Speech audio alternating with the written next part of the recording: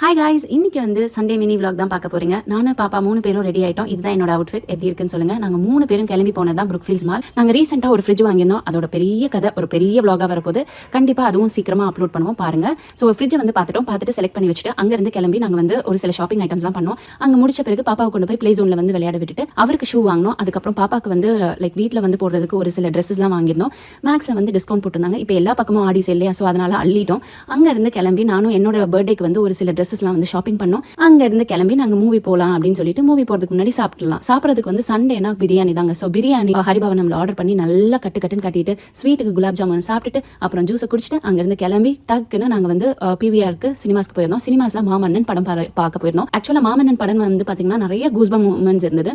And எனக்கு ரொம்ப பிடிச்ச சீன் வந்து வடிவேல் என்ட்ரி சீன் தான். அவரை வந்து வேற விதத்துல பார்க்கும்போது எனக்கே வந்து வாவ் அப்படின்னு மாதிரி இருந்தது. சோ அதையும் பார்த்து முடிச்சுட்டு ஸ்நாக்ஸும் சாப்பிட்டு முடிச்சுட்டு அவ்வளவுதாங்க வீட்டுக்கு வந்து சேர்ந்துட்டோம். இதுதான் எங்களோட சண்டே ஒரு குட்டி vlog.